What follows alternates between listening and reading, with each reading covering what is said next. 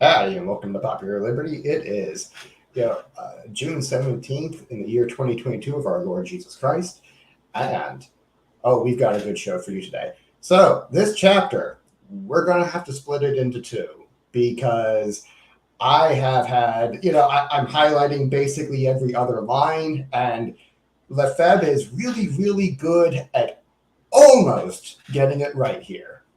The one time I'm going to be really disagreeable with the good Archbishop because he got a lot of shit wrong, like on this one, and it's not his fault. Were completely honest mistakes, but these are errors, and errors have to be corrected. Let me see. How do I? Is that there? We go. And we've got a little bit of a special presentation tonight because we're going to start this, instead of starting this with the reading like we normally do, we're going to start with a presentation on the natural order and how human civilization is supposed to work and why. And, not too long. I put this together about 15 minutes, so it's not super, super detailed. But this is, and by the way, as LB was saying, to me before this started, there's been no collusion on this. Unlike MSNBC, I have not talked about this with him ahead of time. Yeah, we really haven't. I mean, obviously we go back and forth. We share ideas sometimes, but yeah, you texted me, I think, like 2 hours before showtime saying, "Hey, we're doing this tonight." I'm like, "Cool." It's which is kind of what it's been for the whole series. Is we're each reading it on our own and coming with our own perspective on each chapter. So yeah. So what you need to the first thing that has to be talked about when you're talking about how should a society work. Well, there's what you need to talk about is the natural order. How are things supposed to work? How are they supposed to be ordered? And this is the fundamental order of society, and it has a real quick form. You should after this, you will be very, very easily able to quickly identify the natural order just by looking at it. And this is something I can do, and it's something that you will be able to do too after this. And here's why. Excuse me. So these are the most scientifically accurate diagrams of the natural order ever created. Now, for those of you who are just listening, these are several versions of what's known as the Trinity loop. Now, why is a Trinity loop the diagram of the natural order? Because in all the, if you understand essential, we're going to be getting into sovereignty. This is the good question of sovereignty, that this is what sovereignty looks like. This is the Imago Dei. And so what we talked about in the last few episodes was why inequality is necessary to society, why unity is the right thing to be shooting for, because these, you might say, hey, it's 3 loops, but it's all in one. This is unity. That's not equality though, because you can't say that one of these is the other. They're all united, but they're not equal. You might say they're co-equal. That's a term that's often used by the fathers of co-equality, but it's not unity. And the reason for this is incentives. This is what good human incentives look like. They all have this mutually beneficial form to where you have at least 3, always 3. Remember when Tesla says that the magic number is basically like 3, 6, and 9. These are factors of 3. This is why. They're basically, 1 is 9 is the power of 3, or 3 times 3. And so what it is that this is a mutually reinforcing, like a triangle. This is a mutually reinforcing system. This is what this sort of incentive structure where you have, because remember, in a democracy of 2, there's no majority, no possible majority. So in a democracy of 2, one of them has to have a veto power, and that can lead to abuse. And because if one, you will quickly become that will quickly become a problem. This is why a nuclear family can't work. Because even though a nuclear family technically has this structure to where you have at least 3, because a marriage is just, marriage is just two, but marriage does not a family make. You need children, at least one child. So that's at least three that you're talking about. But the children don't really get a vote because they're basically retarded. You know what I mean? they're they're kind of like they're like a really expensive pieces of furniture that run around and talk back to you. And so we have fewer of them these days because they're not. They used to be farm labor. See when children are farm labor, it makes sense to pump out as many of them as we can. But when we move to the cities, they're basically just expensive pieces of furniture that move around, talk back to you, so we have fewer of them. Well, and like Darwinian conditions is always about having as many children as possible. As many children that will do well. Because it's about power projection. Correct. And there's strategies inside of that was the next sentence that I was going to say, right? Because because some animals, it only makes sense for them to mate once a year, right? So, and you might think of like what? Big cats for like tigers, it's like a 4-year period before they move on. That's a pretty standard one. Or you have turtles where it's basically like 97% of your offspring is going to die. Because it's going to get eaten up, and so you just hope that 3% makes it to the ocean. But the point here being is that there's before, like, it's interesting to consider how in industrial times we have to, in many ways, what people want to do is act against that natural inclination to have many kids, and we've turned those tendencies into ideologies. And what's frustrating about those ideologies? They've tried to externalize all of those responsibilities out, and you're trying to push them away. And that right there tells you something's wrong with the natural order, because under the natural order, you should expect to seek responsibility and get rewarded for it. You should seek responsibility for other people, from other people voluntarily, and expect to be rewarded and compensated, proportionally for that. So you reap what you sow. That's a biblical principle. It's also an economic principle. And when you have when you have incentives that cause people to push away that which they should naturally seek out, something's up. And this right here, kind of shows you why. Because if you have this sort of self-reinforcing system where because I am, incentivized to, seek out responsibility for you voluntarily from you, and you are, incentivized to do the same for me, and you can we can both reasonably expect to be compensated proportionally for for the proof of work that we do. This is a Bitcoin concept we're getting into now. This is why we need Bitcoin, because you need real proof of work. This is why you need real cryptocurrency, is that you need some measurable, tangible way of measuring work. And proof of stake's not quite good enough. You need real proof of work that proves that not simply that I have a stake in this system, but I've done something real and here it is. That I can't just fiat my way to it. I can't force my way to it. And this is the number one thing that we need in society. And when you have and you can't have that with just two. Because again, in a democracy of two, there is no majority. There is no self-reinforcing element. There is no correction mechanism possible except for force. So you always need at a minimum 3.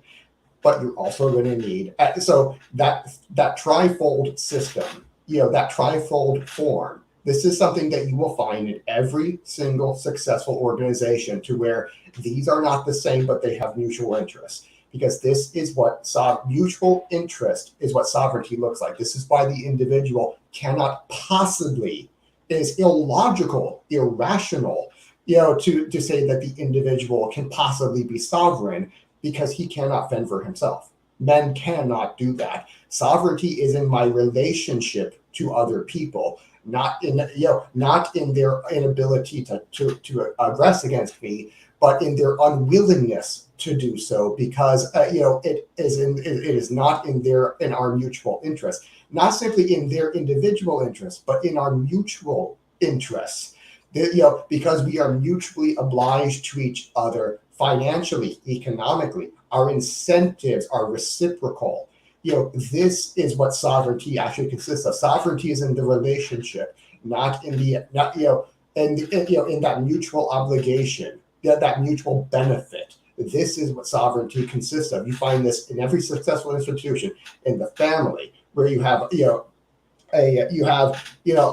multiple generations of people. See, again, the nuclear family doesn't work. It's only three. Remember when Tesla say, hey, it's 3, 6, and 9. These are the best numbers in the world, because because you can have multiple families. Extended families are usually in that 3, 6, and 9 structure, because you have an older generation, and usually a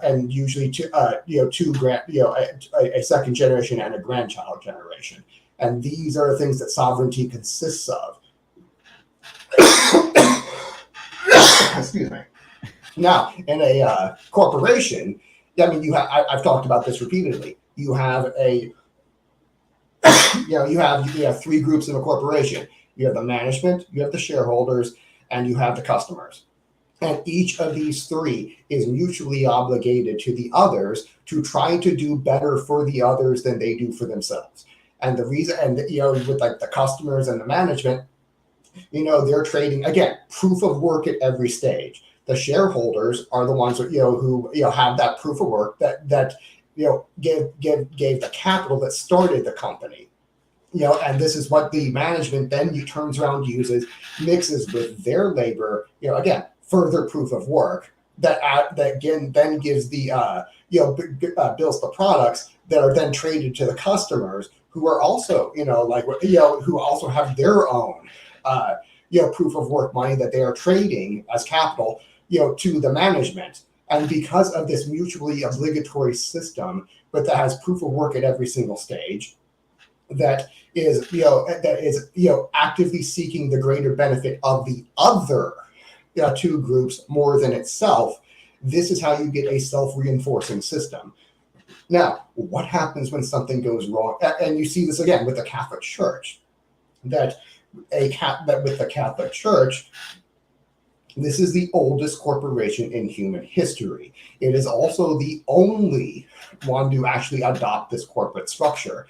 And, they did it basically by accident. I mean, it's like if you're taking a scientific, I should say naturalistic, not scientific, naturalistic view of the Catholic Church, you would have to say that they managed to become the oldest corporation in human history by accident. They accidentally innovated it and had no idea they were doing it. It wasn't conscious at all. Or it was the guidance of the Holy Spirit. I kind of go with the latter, but I'm biased. Well, yeah, you could say the cold scientific definition of that is what you said, accidentally stumbling on something that has a lot of utility to it, right? And like extraordinary utility, right? And really, the difference is just a metaphysical frame. Before we get too much farther in, I want because that was a lot that you just hit people with, and it might be really, really difficult to follow. As we read, when we get to the chapter, it'll become a little clearer. But you said something that hit with me, and it does a very good job of talking about what you're referring to when you're criticizing individualism. Because this has been something that we've had our tiffs about. It's not, and they're not disagreements. They're just differences in usage. Yeah. So what you said was that sovereignty is in the relationship, and this is where there's like a piece of history that's been lost in this question of individualism, because individualism is a response to collectivism, right? Or is an alternative to collectivism, if you will. Well, what's collectivism? Well, collectivism is like this very modern idea about that society is only the whole, right? So like we'll talk about So we talk about we talk about society as a whole. And we can talk about the individual. Well, the political individualism of the 20th century is an innovation in response to those schools of thought that said, well, we really only need to concern ourselves with the whole, vis-a-vis Rousseau, left Hegelianism, Marxism, and so forth. right? So there are these, it's this idea that, see, here's humanity. That's equality, by the way. That's equality, yes. Collectivism, which erases the distinctions between individuals, is called equality. This is why, in the last episode, we were debunking equality, and we were saying why that liberty and equality are actually functionally the same error. This is exactly why. Go ahead, take it away. If you were sitting in like a philosophy class, or really more a philosophy club, because this wouldn't come up in good philosophy, in my opinion. It comes up, but it's not as profound as people think it is. It's like, what is something like, what would humans be if we didn't have language? And the answer is we wouldn't be human, because because one of the categories of being human is having a complex language. And in fact, or what would language look like if we were solitary creatures? Again, we kind of see evidence of that we really wouldn't have too much in the way of language, because solitary creatures have no need. There's no evolutionary ontological state of being, right? Of like actually living life. There's no real need to have complex communication when you're spending 90% of your day looking for things that you're going to kill. So being social creatures, living within that ecosystem, that's the boundary, right? That's the limit that we're born into as human beings. We're social primates in that regard. That's the limit. Well, that's a whole, right? You could say, if you want, that's collectivism, but there's also the individual inside of that. And what I think part of what you're doing and what I'm doing in our own ways is demonstrating that this pseudoscientific method of breaking these things apart, so that it is either the individualism or the collectivism. It is like that's the false it's choice. It's a false given dichotomy. to you. Yeah, well, it's the false choice given to you by a modern society, right? Because it was C.S. Lewis who says that errors tend to come in pairs. That Satan likes to give us a whole series of false choices to prevent us from picking the one right thing. And that it's his dialectical framing that is, very, very tricky, and you need to recognize it. Right. And, this is why I really like what Saint Irenaeus has to say about this. He says, because God is like the fundamental unit of reality, he's the fundamental reality itself, it makes sense to start there as your basis for all the rest of reality and how it should look. And this is where I'm getting that from, is that this is why we start with the Trinity. Because when we say like the Father, the Son, and the Holy Spirit, these are not one person. These are three separate persons. But if you start erasing those distinctions, you get what's called modalism. This is where you get equality. And this is why the fathers actually call it co-equality, or unity is a better word in English. Co-equality is the technical translation, but unity is the actual word that we really should be using. That these are united as one, but they are still themselves and distinct. That they are you can individual persons, who are, one is not the other. The Father is not the Son is not the Holy Spirit, and all vice versa, and all that. And it's when you start getting into this, what is the fundamental unit of reality looks like? What is this system that you worship? This is where you get really big problems, because when you get like a dualism, like Manichaeism or Gnosticism, where you have these dueling good and evils, which are both their own thing, and they're both fighting with each other. This is where you get republicanism from. It was the intrusion of Manichaeism in the 12th and 13th century into it was Albigensianism technically, but it was basically very, very strongly taken from Manichaeism. And it was this intrusion in the 12th and 13th century that got us started on the path of naturalism, nominalism, and eventually the Protestant Reformation and Revolution, and the emergence of democracies, that we weren't able to really put down that heresy quite so effectively, because you had so many rulers who wanted to use it to their advantage. And and this was but when you say that the fundamental units of reality are good and evil, well, that's right and left. This is where they should be pushing against each other and fighting against each other. And that whereas a Christian or a Catholic would say, no, that evil has no actual substance to it, and this is just a parasite. It is an absence of good. Good is the only thing that actually has existence to it. It is the only thing that's real. And things that are, non-existent are, or chaos, as I like to call it. Good is order, chaos is evil, and chaos, evil, sin. These are all synonyms. They don't have, these all lack existence. They're only defined as negatives of the real thing, which is, goodness, order, love, whatever you want to call it. And it is, because like when I love my wife or she loves me back, we don't lose ourselves. She remains herself. I remain myself. And in doing this, we create a third little son, and who will be born sometime soon, hopefully. Well, and when you don't retain that separatism, that's like the definition of a toxic relationship, isn't it? Yes, that's an abusive relationship. That's modalism, because it's just one dominating the other. That's what that is.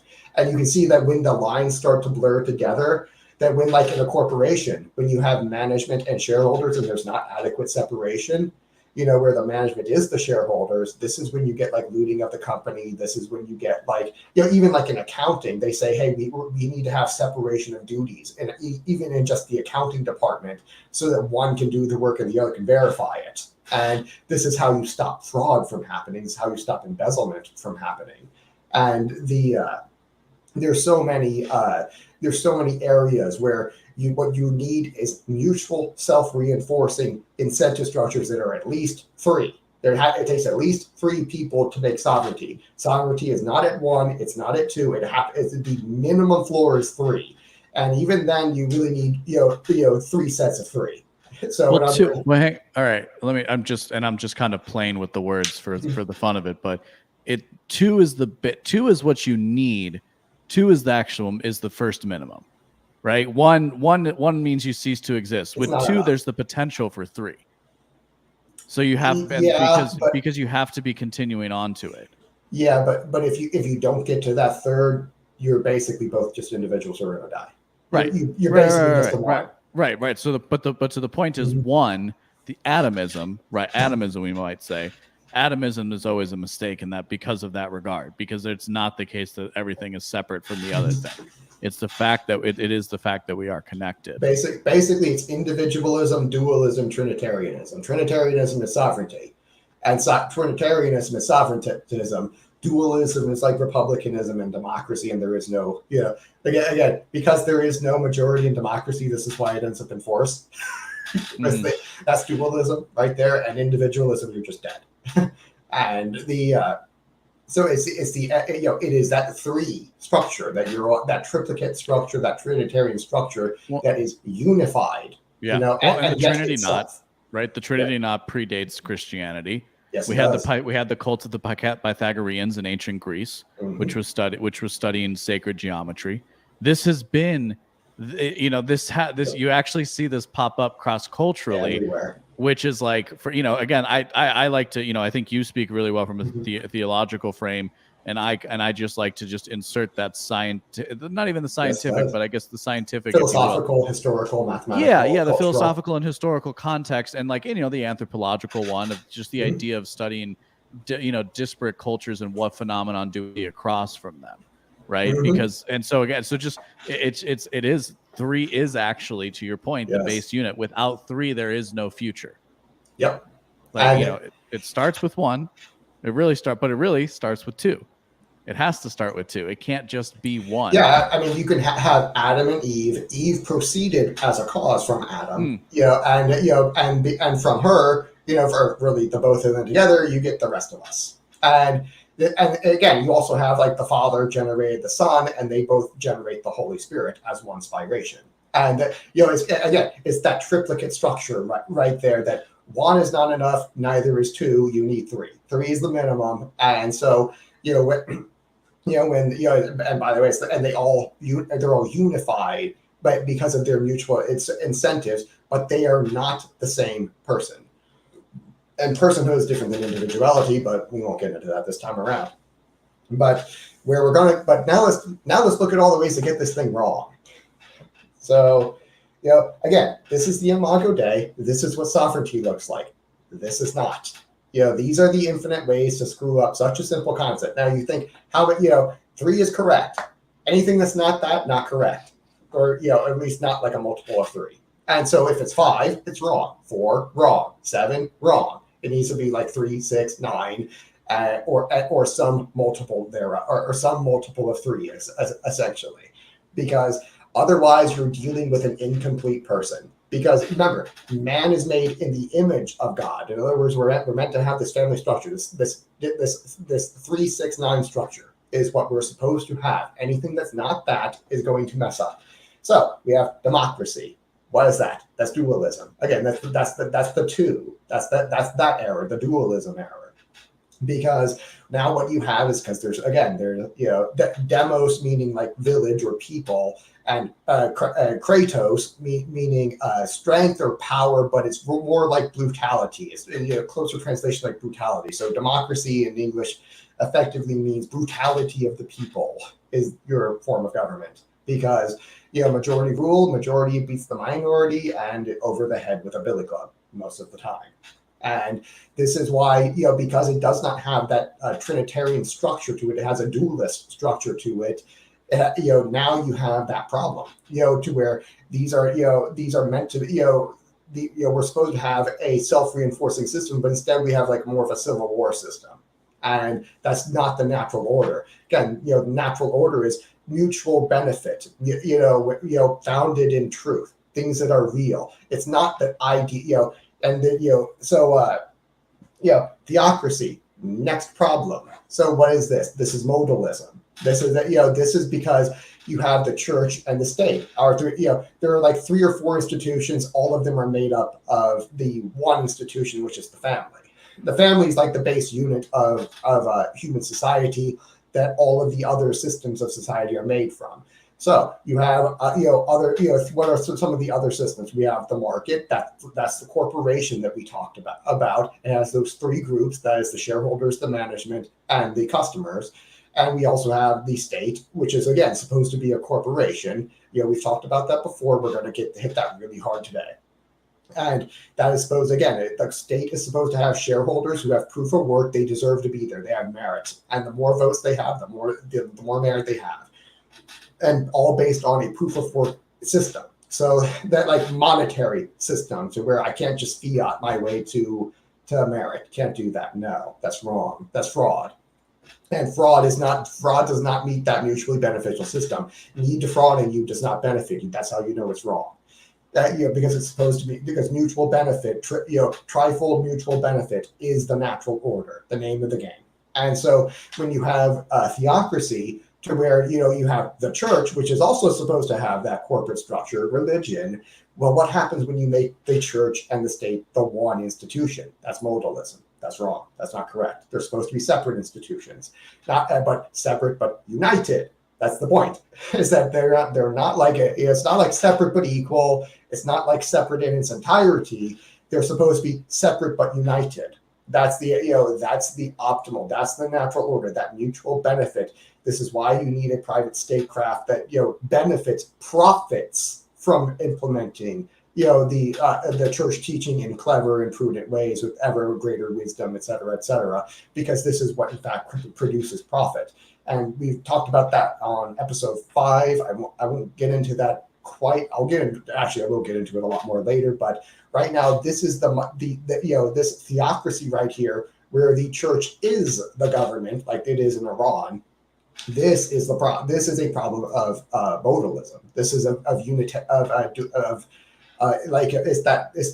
individualism that is that problem. These are supposed to be separate but united, and they're not. That's how you know it. That's how you know immediately, just by looking at it, that theocracy is wrong. This is not the correct form of government.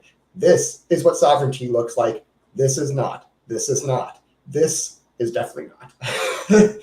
Because this is this is anarchy. This is anarcho-capitalism or anarchism, whatever you want to call it, because there's no ruler here. There's no the proper sovereignty is that corporate sovereignty where each of us is mutually obligated and united through those mutual obligations and those mutual benefits to each other.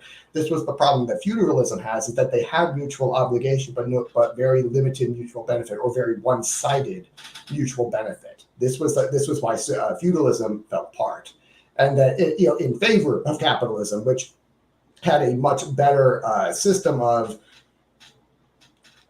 mutual obligation, which was basically the proto corporations, where they had small businesses where management and shareholders are united, but they're close enough. They're like half united. There's some separation there, but it's not quite full. What you need is full separation of shareholders and management. This is also why monarchies fell apart, is that they only had a halfway separation, but halfway is still good enough and it gets you pretty far. And whereas anarcho-capitalism, because there's no explicit, even though it probably would result in private statecraft, it in itself is not necessarily so. This is the problem. This is my number one problem with anarcho-capitalism, is that because it is not necessarily so, it could degenerate into one or the other. It really could go both ways. So let's stop right there, because I was just having some internet issues. So if you've already answered this, let me know, because this is the part I think it's worth spending time on. Given our background and the subculture we come from, which is, again, what precisely makes the private statecraft different from anarcho-capitalism? And maybe I'll give you what I think it is, and you can tell me how close I am. Okay. And this has a lot to do with defining anarchism. Yeah. And that fundamentally, because anarchism rejects the concept of rulers, it just as easily can slide into tyranny than it could slide into something that like you pointed out, that like the way monarchies of old did, they kind of stumbled on something that worked out really, really well. And so it's not actually guaranteed that you're going to see the results.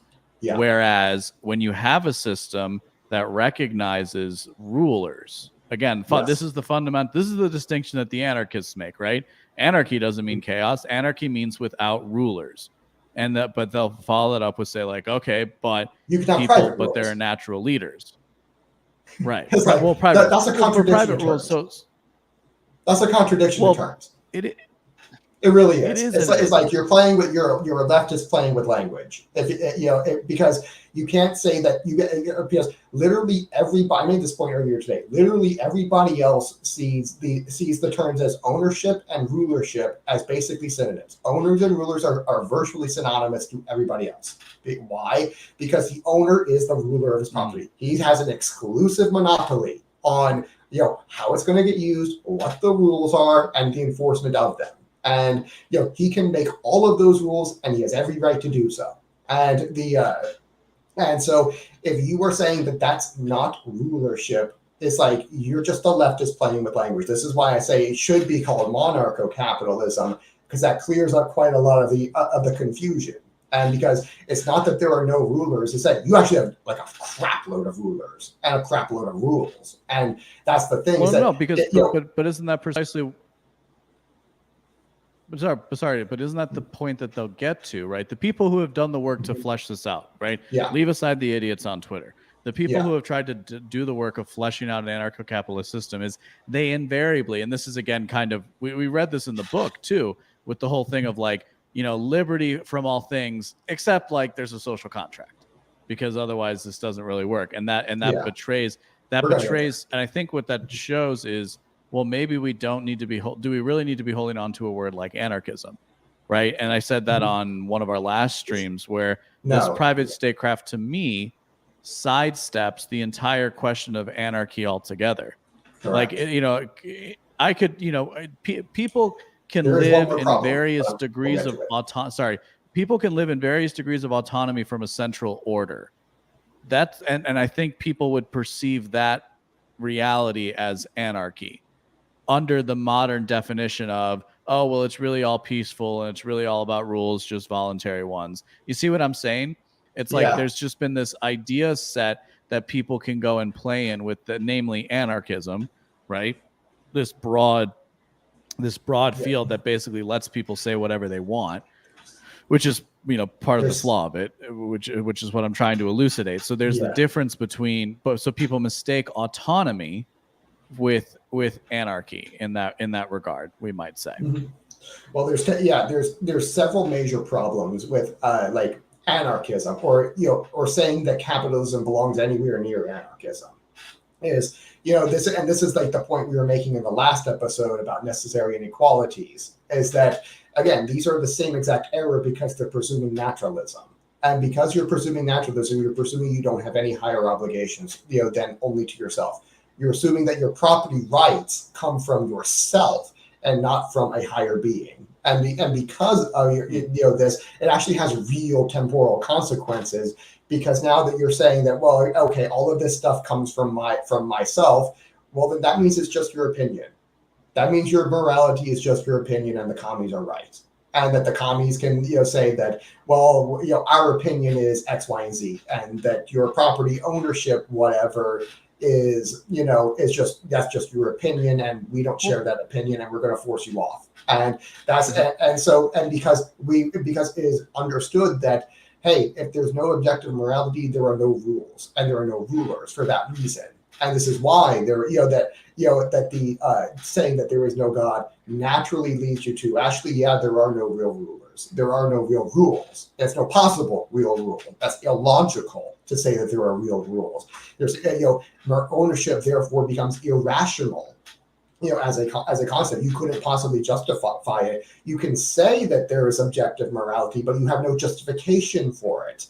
And because if you have no justification for it, well, why do you really believe it? You're just in performative contradiction. Even if you can empirically see, any atheist can empirically see, there's a natural order.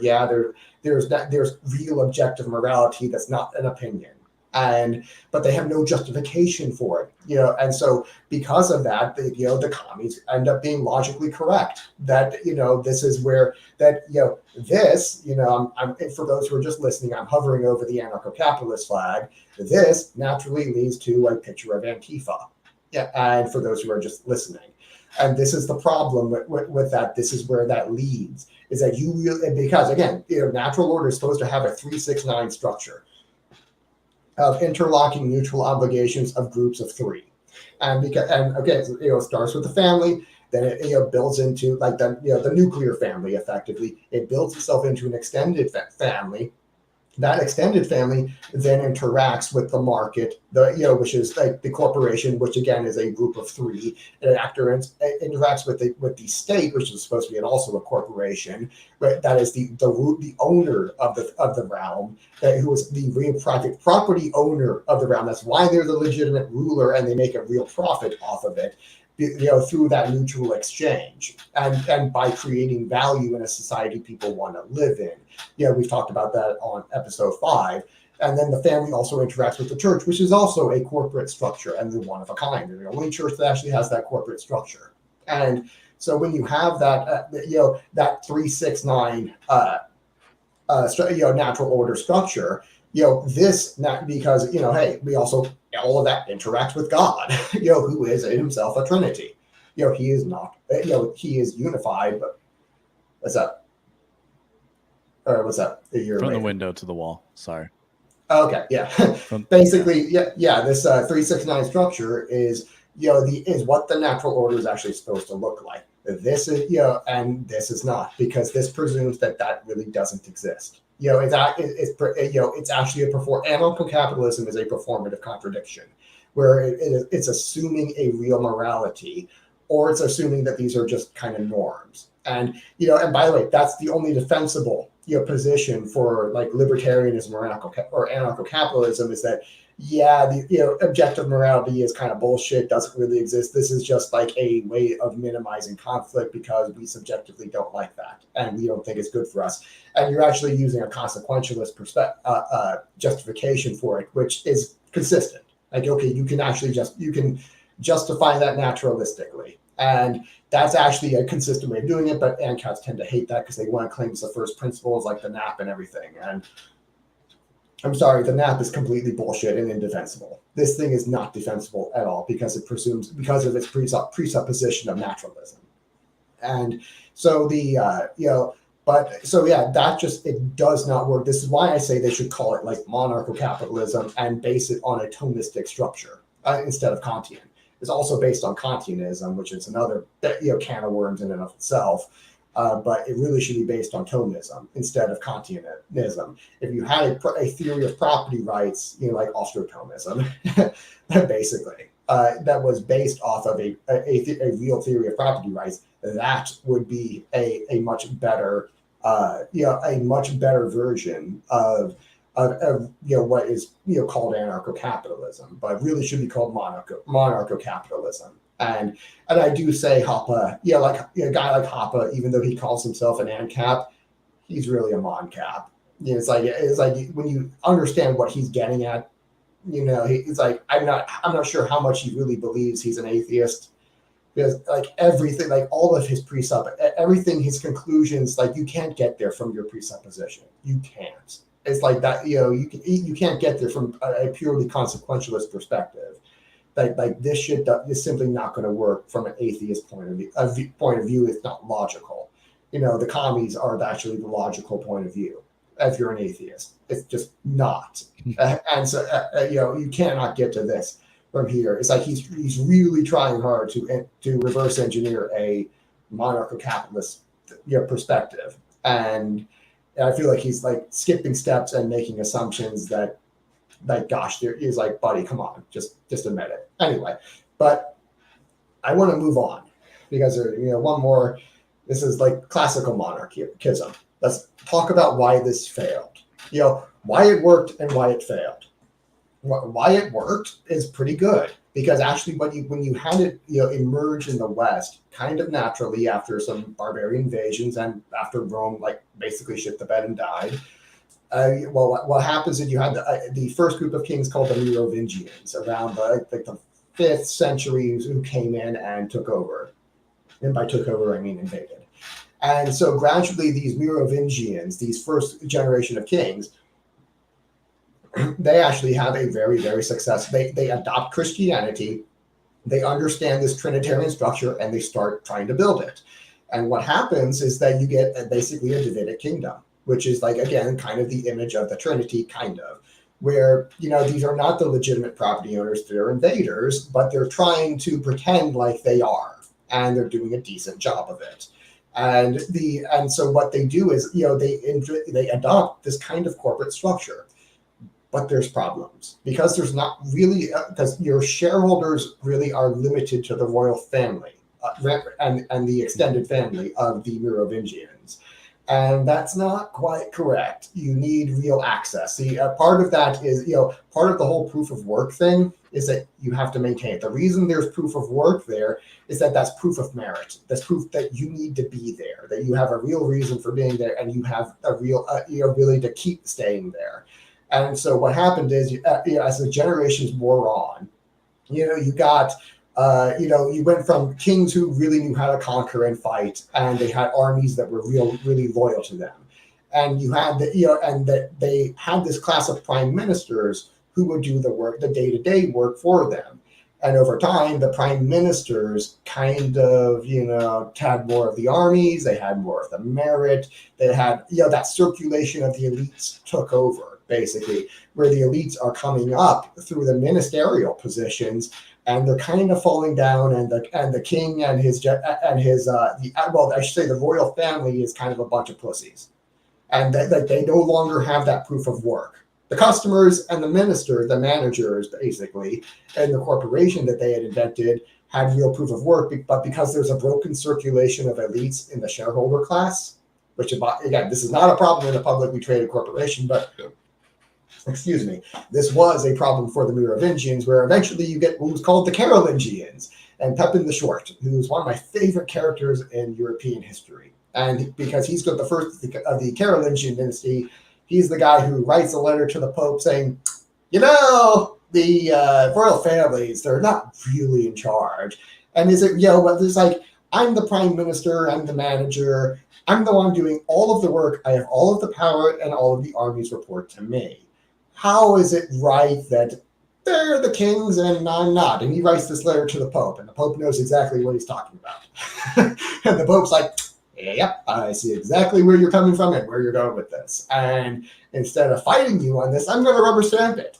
So you get the Pope who's like, I see what's happening here. This is a coup and you want me to bless it. And I understand exactly who my benefactor is. And yeah, I'm going to bless it.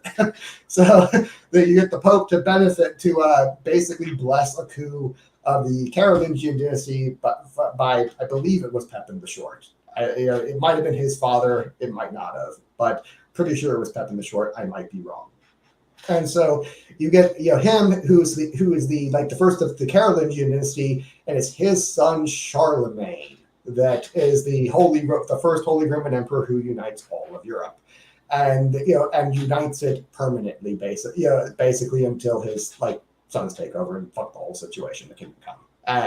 But you still in the West, what you get is this hereditary monarchy, which again, it is hereditary. You didn't have this in the East. See, in the East, they had this similar but different idea to where instead because we want a really good circulation elite, we want a really good elite who's in charge. What we're going to do is 1 to 2 times per decade, we're going to cull our ruling class. Basically, anybody with a brain is going.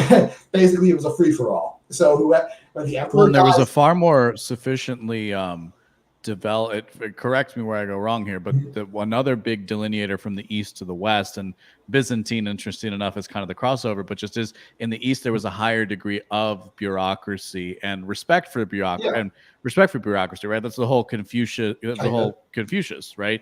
Is the bureaucratic. That's really far east. I'm talking Mediterranean East. Like Byzantium, that doesn't go that far east. Oh, so I was including Byzantium in that too, because Byzantium, that was part of what kept that going a little bit as well. But yeah, I mean, you had the same exact structure under the Mongolian Empire with Genghis Khan, where basically, what the reason, so you had a whole the reason that when the Mongolians took over Russia for 300 years is because the Russian kings were such fucking retards. And literally they were so atomized that they wouldn't join together when there's a massive army coming at them. It's they initially joined together, they got their butts kicked, and then they got lucky because Genghis Khan died, so Batu Khan and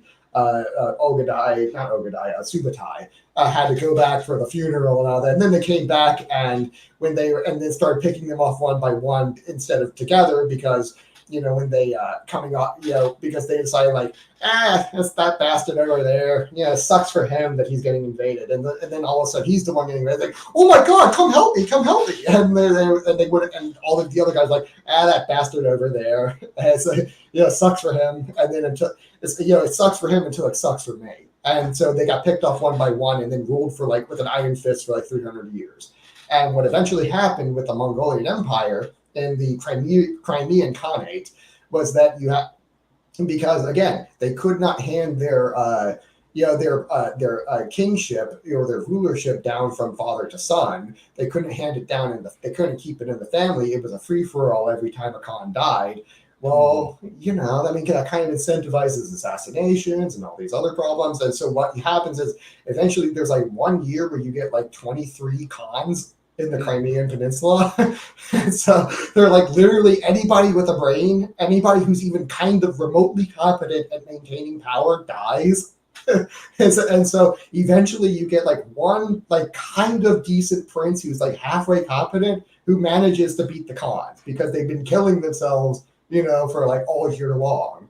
And so they had no effective rulers, no generals who understood anything about strategy. You had the same exact problem in Byzantium, where you eventually had 1,000 years, 94 emperors, and only less than 30% of them actually handed the emperorship down from father to son. And it was I think it was 20% of them or something like that, some really high percent, ruled for less than a year before they got assassinated. I mean, this thing was a shit show. And what it incentivizes is that, this thing really looks like a free-for-all and a death match. So if I have a brain, I'm not going anywhere near this thing. So you get stupid rulers who bankrupt the system, who rule with an ultra-high time preference for power. And you have an Orthodox church that kind of just represents it. And it's yes, because we want the best of the best rulers, they're going to kill each other because that's the way God intended it, obviously. Sinfonia. Anyway. So that's funny. It's talking about whether God intended it that way. it is interesting to think about how it's kind of useful for the ruthless to keep eliminating themselves. Kind of. It's archotropism for sure. Yeah. Right.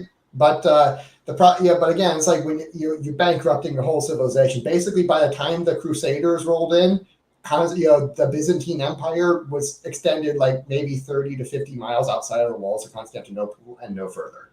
Right. And so, but by that time, it's like there's not really a Byzantium Empire that we're squashing, and we're not squashing the greatest empire. We're squashing like what little is left. And the and by the way, because there were, it was because of one such of these feuds between two guys both named Alexios, because there was, like a whole bunch of the emperors are all named Alexios, and there's a reason why, but I won't get into it.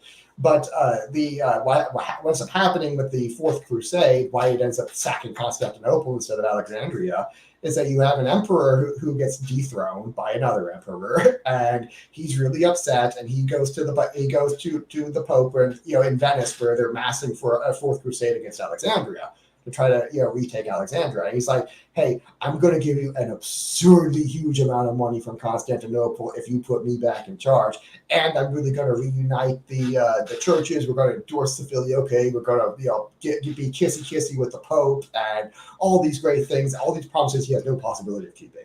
And it's like, it was like 200,000 like ingots of gold or something like that, which is like absurd. There's no possible way he's going to pay this, all in one sum, which is what he promised. And so the Crusaders are like, they have dollar signs in their eyes, like, oh, we're going to get really paid, and we're going to have a really great staging area.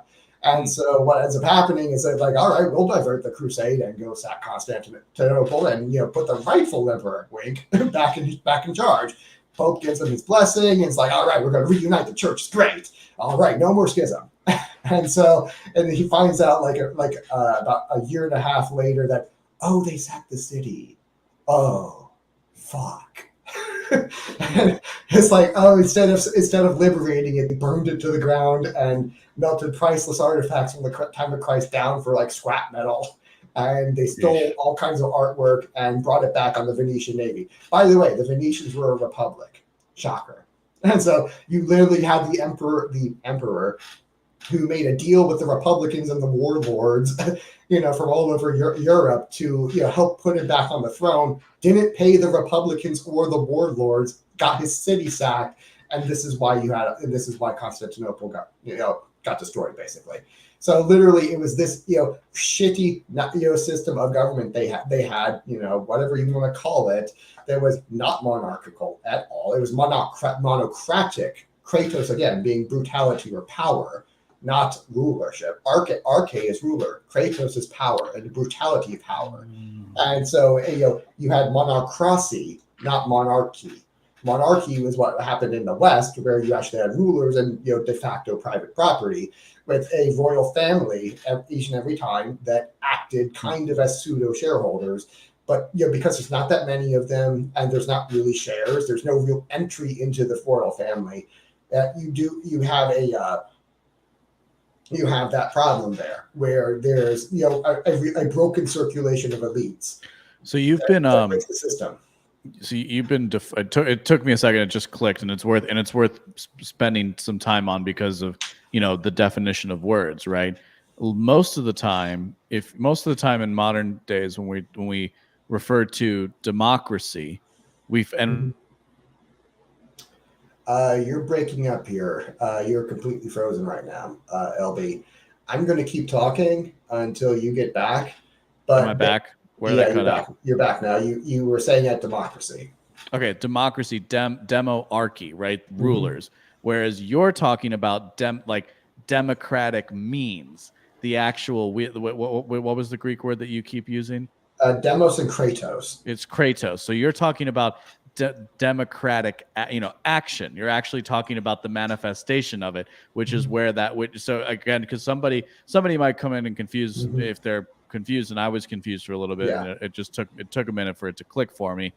And it's just the way in Greek how it would differ from how we would use the words in English. But as you can see, one is precisely dealing in the action of it, and so that's where you might see, because you can envision a rule of many, right? But kinda. You can have corporate rule, which is effectively the arca. It is right, because the shareholders still have a say. Well, everyone has a say, and there's mutual interest. It incorporates the element. It incorporates the element properly. Strength is not the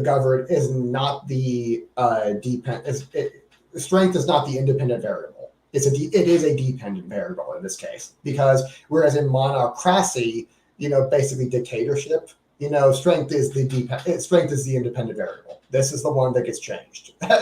However much you have is what keeps you in power, and how much you don't have is what gets you thrown out of power by the guy who does have it. And whereas arcades, there's rules and rule of law and order, and because of there's this mutual interest of that natural order. Let me rewind right there. This is what sovereignty looks like. Sovereignty is in the relationship. The Bible says, where the Spirit of the Lord is found, the Lord is love. This is what the Lord, this is that Lord, this is that Spirit, this is what that looks like. Man is made in this image right here. Not the individual person, not the individual human himself, but in the family unit, Adam, Eve, Seth, basically. And it's like, this is that unit right there. This is the image of, this is the image of God that we are made in right here. This is it. And when you don't have this, that's the problem. That's when you get individualism and you get dualism. What you need is Trinitarianism. And is this what sovereignty looks like? Where the Spirit of the Lord is found, there is liberty. That is essential truth. Sovereignty is in the relationship, not in the relationship being a mutually beneficial one, to where I am not incentivized in any way to aggress against you. In fact, I'm heavily disincentivized against it because it hurts my interest too.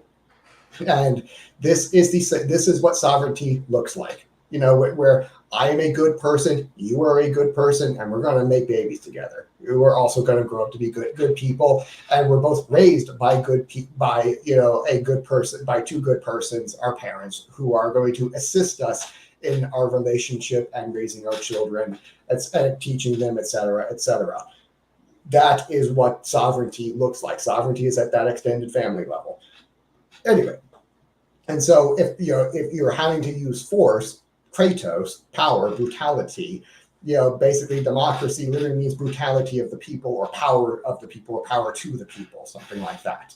And so, or monocracy, which is like dictatorship, to where this guy's in charge because everybody's fucking afraid of him. This is not a mutually beneficial relationship. I'm fucking terrified of this guy. But I don't want to cross him for that reason. That's not the natural order. Natural order is we are mutually benefiting together, and so we have no reason to, we have a love relationship, quote, quote. This is why we don't need to, I don't have to fear my wife aggressing against me. And she does not fear that against me. It just doesn't happen, because it wouldn't cross our mind that any of us would really, screw over the other, particularly deliberately. This is what, and so when you have a broken circulation of elites to where you eventually get shitheads in charge, well, you can get Robert Baratheon here. You can have Charlemagne. He's a really great guy. Didn't know how to read, didn't know how to do any math, but he was still a really good guy, allegedly. And so hey, the victors write history, so we don't know. Anyway, I'm sure he was decent. So, or you can have Robert Baratheon over here is like a fat slob, and his son is like a psychopath.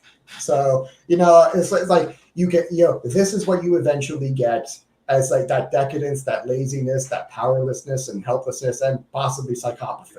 It's like, this is where, if you have a broken circulation of elites, this is where that ends. So this is so you need a circulation of elites, that proof of work. Again, that proof of work is everything. And very, very tiny divisible shares that can easily be sold off a little bit at a time, because of that high time preference, that builds. And this is, and that, so you naturally get lower time preference people who are naturally going to be in charge all the time. You actually have a functioning circulation of elites. This is the same thing you have in the Catholic Church, which is basically an ideological monarchy. You have this with the magisterium and the College of Cardinals, who are effectively, princes of the church, so-called. And where they have that same exact function and because they're celibate. Again, this is why celibacy is necessary, is that If it weren't, what you would get is them trying to hand some of this stuff down to their kids, but because they don't have any, it works out that way. And then you can't really hand this thing down. Only the Pope can nominate it. And so when you have that structure of the College of Cardinals, you effectively have a working shareholder model, to where the Pope is an ideological monarch. He nominates people who basically think like him. And thus you get a transition basically from Peter all the way to Francis, and the differences are rather slight. And hey, Francis is not perfect, but he didn't deny he ever met the Savior 3 times in one night. You know what I mean? It's like, okay, it's like literally you can, it's like we started, Peter set the bar nice and low. So as bad as you can say Francis is, it's like Peter denied he ever met the Lord 3 times in one night. So, it's like, it's like, that's the problem with the king, is that, the king can be retarded. But, this is this is how you get it's still a functional model for the church, particularly when, it's not a temporal power. It does have a social mission, a temporal mission, but it's mostly 1 foot rooted in eternity. And so you do have a functional human body. We are the body of Christ. And so now we're at 1 hour in, and I think this is the time. This is about the time to start the reading. So after an hour in, we're finally getting to the reading, and I think we're going to go for probably about 45 minutes. We're going to divide this into 2 parts, because now that we've gone over the natural order, how this shit is supposed to work, let's talk about why it doesn't work that way, and everything that's gone wrong since then. So let's start. Chapter 7, Jesus Christ, King of the Republics. I really love the way he titled that. Do you want to start the reading, because your voice is better than mine, or do you have it ready? We can try. I'm a little worried about my internet tonight. I have to get this mesh stuff put in, but it's see, I think you already broke up. I hear you. Can you hear me? Yeah, I hear you. You're fine. You're good. Oh, okay. Sorry. All right, but you're freezing a little bit. Well, let me know if I cut out. All right. You know what? I'm gonna preemptively turn off my video in the hopes that lets the audio work out, and I'll turn my video back on to comment. That's a good idea. Yeah. I still have much to say about liberalism. Well, let's read the quote. The majority does not make the truth. It is the truth that should make the majority. Unknown. Proof of work, right there. I still have. Go ahead. I still have much to say about liberalism. However, I want you to understand well that it is not personal opinions that I am proposing to you. This is why I am desirous of advising you about papal documents, and not about personal sentiments that would easily be attributed to an early formation received at the French seminary in Rome. Father Lefebvre, who was then the superior there, had indeed the reputation of a traditionalist to a very marked degree. Therefore, it will be said of me, he has been influenced by what was told him at the seminary. Well, I do not deny this influence. Even more, every day I thank the good Lord for having given me Father Lefebvre as a superior and as a teacher. I wish we had 1,000 more Father Lefebvres. Part of the natural order is educating people. Thomas Aquinas talked about this, that you need to properly educate people. Irenaeus said, hey, all heresies begin with people not understanding the Trinity, not understanding God, and you need to start with that as your presupposition, essentially, about how the rest of reality works. And so if you don't have that one presupposition, you get individualism, you get dualism, and what you really need is Trinitarianism. And so when you don't have that, when you don't have good Catholic education, you can't have a functioning natural order. This is why the state needs to be, but as the enforcer of the natural order, needs to be pushing a good Catholic education that teaches people about the Trinity, teaches them apologetics, teaches them about why heresies are incorrect. This is this is at the root of all of that. So, and we need 1,000 more Father of Flocks. The state has a natural interest, not just in maintaining order and doing its job, but in making a profit off of this, as we talked about in the episode number 5. So, continue. Every day, I thank the good Lord for given me Father Lefebvre as a superior and a teacher. Mm-hmm. He was accused then of making politics, and God knows whether it is a crime or the opposite to make the politics of Jesus Christ and to raise up political men who will use all the legitimate, even all the legal means in order to drive away from the city the enemies of our Lord Jesus Christ. Physically Indeed, remove the left. Physically remove the left right there. Good job. Keep going. Keep going with that. indeed, Father Lefebvre never meddled in politics, even in the Big thick error. of the Big plot. wrong. They need to get involved. That's wrong. That's their job. It's like they have a temporal social mission to lead the church. The church is blind without it. I should say the state is blind without the pillar and foundation of truth that is the church. If the church shuts its mouth and doesn't, yield the truth actively and frequently, and sometimes, sometimes maybe, even, forcefully, not really, but, sometimes, then the state is flying blind. It's like you have and this thing has guns and nukes. Don't let that thing fly blind. Well, Church must be involved in politics. Yeah. Yeah, keep going. And I want to read the footnote here because, about 1882, it says, it is not because the left-wing bishops indulge in socialist or communist politics that the church should abstain from delving into politics, ! The church has a power, undoubtedly indirect, but real over the temporal domain and over the life of the city. The social reign of our Lord Jesus Christ is an essential preoccupation of the church. Correct. Yes, that is exactly correct. You need to be essentially preoccupied with it, because if you don't, you get the Protestant Revolution or the French Reformation, whatever you want to call it. Go ahead. Indeed, Father Lefebvre never meddled in politics, even in the thick of the plot put together against. Go ahead. L'Action Française was misled and condemned. L'Action Française, his whatever French, his successor, Pius XII, had to lift his sanction. The harm was already done. 1926 marked in France a decisive stage in the occupation of the church by the liberal group called Liberal Catholic, and of the crisis which ensued at the time when I was a seminarian. In return, what Father Lefebvre constantly spoke to us about was the danger of modernism, of Sillenism, of liberalism. It was by basing himself on the encyclicals of the popes that Father Lefebvre succeeded in securing in us a firm, solidly supported conviction founded on the immutable doctrine of the Church of the danger of these errors. It is this same conviction that I desire to communicate to you, like a torch that one passes on to his posterity, like a light that will preserve you from these prevailing errors that are more than ever in ipsis exclesis venis et versiribus, in the very veins and bowels of the church, as St. Pius X used to say. You will understand, therefore, that my personal political thought on the government that is best suited to France, for example, is of little importance. Besides, the facts speak for themselves.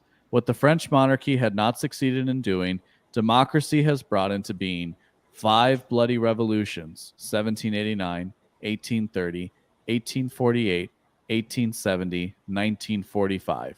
4 foreign invasions: 1815, 1870, 1914, 1940. 2 plunderings of the church, exilings of the religious orders, suppressions of Catholic schools, laicizations. Sorry, that's a word you don't say every day. Of institutions, 1789 and 1901, etc. Still, there aren't any sacred organizations left to be laicized. That's why. Still, certain people will say Pope Leo XIII asked for the rallying of French Catholics to the Republican regime. This, by the way, provoked a political and religious catastrophe. And I want to talk about that right there. That right there is a mistake. See what he says earlier about my personal political thought, for example, is of little importance, and the facts speak for themselves. Yes, this is the nature of truth. Your opinion doesn't mean crap. And it's like the natural order is the natural order. It works this way right here. Okay, I'm not going to pull it back up, but it works right like that. That Trinitarian trifold loop, that's the natural order. It works like that. It does not work any other way. So if you're trying to say rally to this, even if you're just saying like, okay, as a lesser evil, you have to understand this thing's going to backfire on you. And it's like, it does not work. And so, and your opinion about it is irrelevant. It's like saying I have an opinion on gravity. Is it that it's true and it works? Yes or no? It's like, okay, any other opinion that you don't like it, maybe it feels too heavy on you. Maybe you don't like the number it puts on the scale in the morning. Doesn't matter. This thing's real. And so when the church doesn't recognize this is the fundamental problem. This thing is, all heresies for all time have always been propagated by the church. Not the church, excuse me, by the state. All of them, from Arianism onward. Every last one of them got state funding. Every single one. And even all the way up to the Protestantism, which by the way came through Manichaeism, which got support of the states. But who didn't want to be under the thumb of the Pope. And you had one after another that didn't work out. Because the states weren't big enough to push it. Now, eventually, you get to the Protestant Reformation, where you have all of the states are really tired of being under the Pope because the Pope kept winning, the political battles, often military battles. You had with like Pope Julius II, who was like a military commander, had his own army. And so, eventually you had, it was those German electors, who were really sick and tired of the Pope, who were like, this Martin Luther guy, he sounds like he has a point. I have no clue what this is going to do, but I do know that this gives me some, political cover to say the Pope's not my guy anymore, and I don't have to listen to him. And so this is how heresy spreads every single time, from Arianism to Nestorianism, which had the backing of like half of Constantinople, who didn't want to be under the Pope. And you had Arianism, who was backed by the North African kings, who didn't want to be under Rome.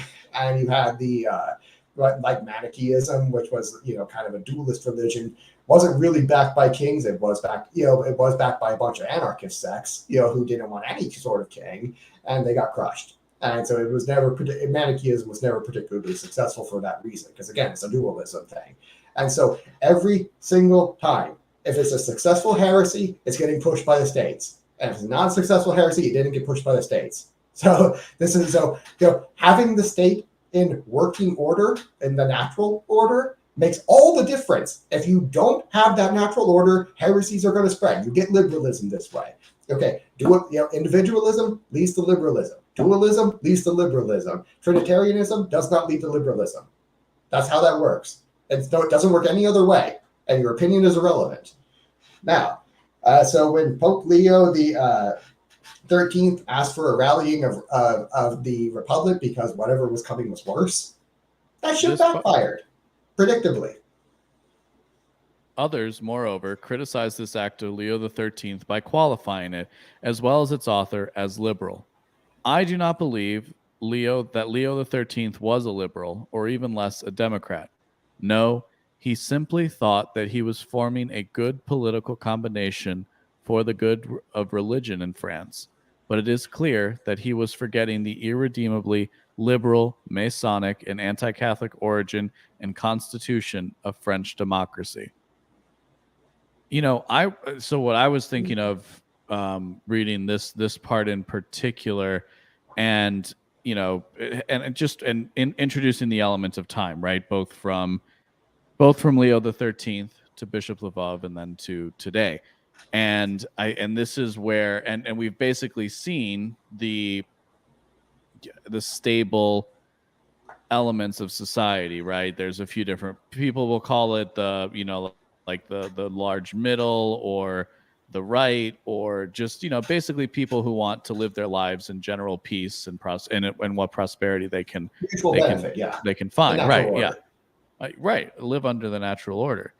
And at each step in that way, and at each step in the story, it's always kind of been something like this: is I either have to fight for everything right now, or I can make a small sacrifice and hope that we can readdress this situation a few years down the road. Yep, this is what sovereignty looks like. Anything else is not. Yeah, And right what here. we've basically I got done the graphic then, back up. Go ahead. right? No, you're good. And that's to the point of where we're at in the in the cycle under democratic constraints is we're at the point where there's no more compromise to be had.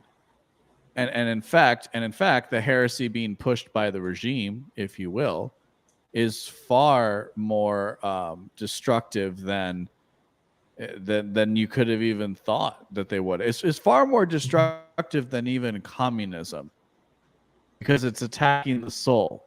It's you see, it's Yep. communism is a materialist ideology, can destroy your body, but it actually doesn't destroy your soul if you think about it. Whereas it's tough. This has been something I've been struggling a lot with. Well, it But destroys you both. I mean, it's pure democracy because it destroys the soul in the sense that there's atheism. It's well, state not the enforced democracy, atheism. but it's not specifically the democratic elements. Like that's like the first. That's the part that's like the first gear that gets it moving. Mhm. But it's specifically this queerness business that Yeah, is as it's becoming more and more subjectivism. mainstream. Yeah, yes, this extreme subjectivism. Like I Um, was saying, that communism is the logical conclusion of subjectivism, not anarcho-capitalism. So if you're presuming naturalism at all, communism is the logical conclusion, not anarcho-capitalism. But go ahead, well, that's what which we Marx talked said about in too. previous chapters. Yeah, we've talked Yeah, about that in that's what previous Marx said chapters too.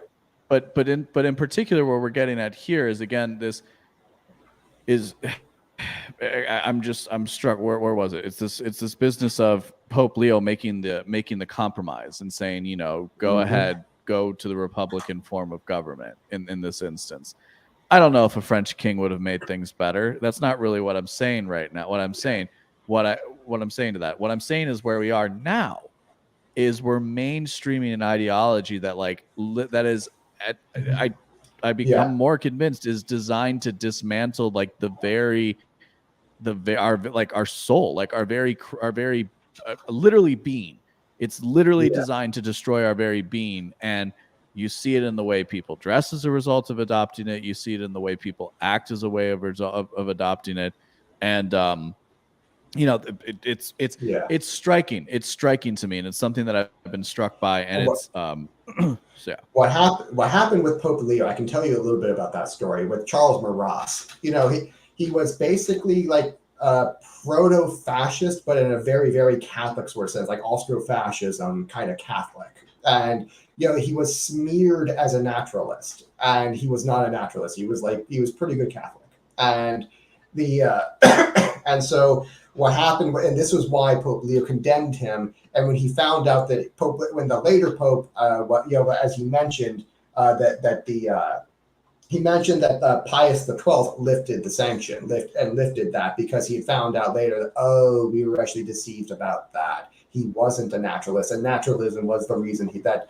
By the way, that naturalism is one of several reasons why fascism is wrong, is because it does presuppose naturalism to be true. And sorry, let's make the secondary point of what the conversation Yeah. we were having earlier about collectivism and individualism. It is Mhm. entirely within that vein of like fascism was one of the collectivist schools of thought that arose Yes. as far as like a political philosophy.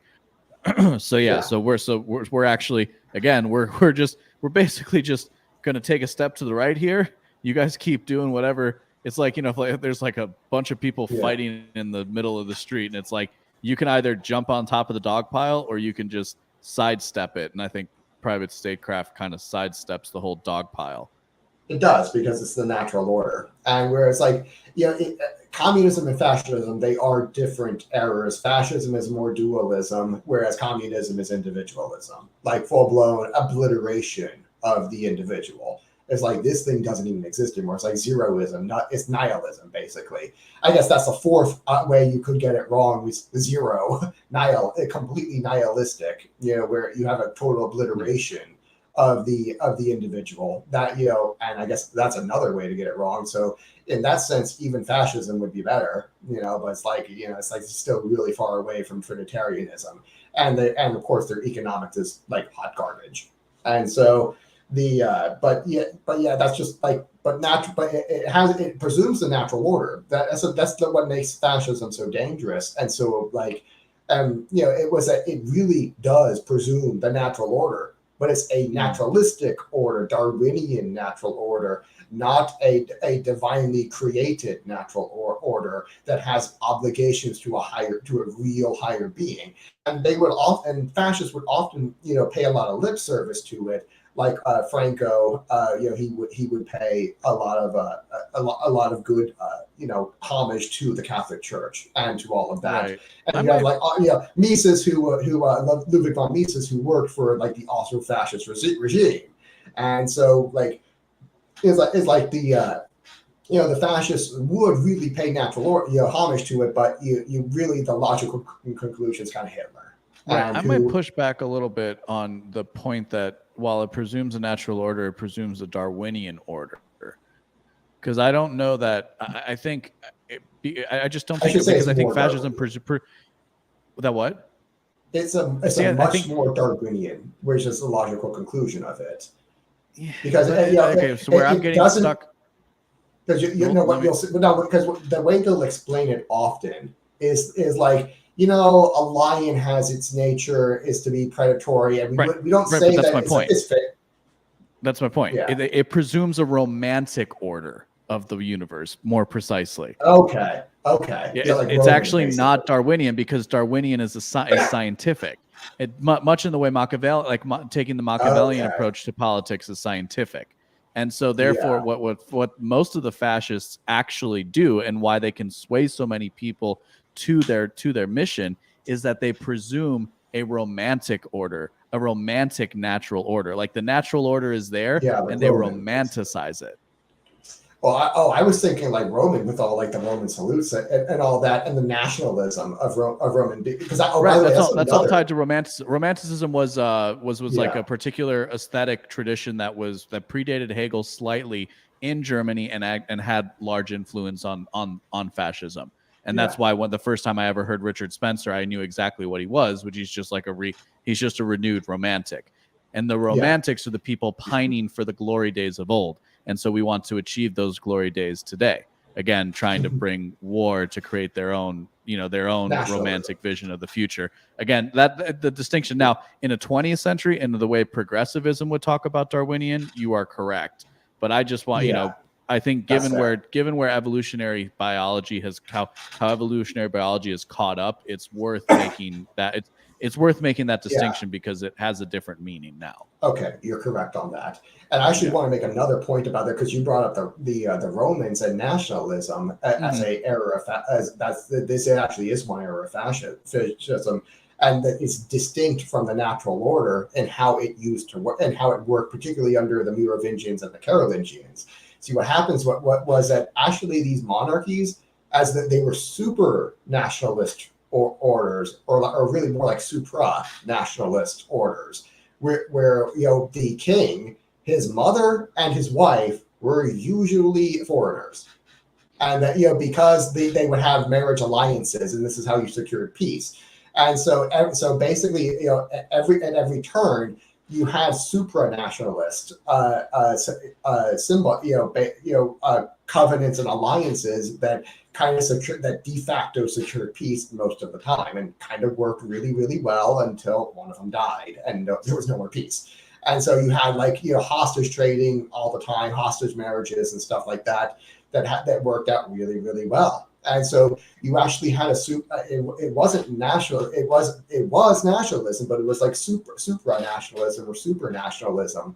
And so it wasn't internationalism, which is really just destroying borders. It was like supranationalism, to where we have united borders. There's unity here and mutual benefit and really mutual hostage taking, which was functionally identical and worked most of the time. And so, and because of this, you didn't quite have the same suspicion of foreigners that you get with, a real nationalism. This is why, the correct thing under the natural order is mutual benefit at every turn, not Darwinian competition. That's an error. This is why that doesn't work. This is why you need corporations that can kind of bridge that gap. And so that's actually one way that, again, you can take one look at, for anyone who's just joining, you can take one look and say, this is how it's supposed to look. This is what sovereignty looks like. This is not. This is not. This is not. And this is definitely not. And so when you understand that this is what sovereignty looks like, this is the Imago Dei, this is how you know what, this is the image man is created, and this is what we're supposed to be doing. This is the incentive structure, economic incentive structure, which is also a power incentive structure, because this is a power projection game that we're locked into and you can't opt out of. And so when you understand that's what you're supposed to do, you understand why everything else is wrong. And anything that's not that is wrong. And so, where did we leave off? I think it was the democratic ideology. Yeah, right at the democratic ideology. All right, go ahead. Let me disappear. Sprung from the liberal postulate of the individual king, the democratic ideology then is built up logically.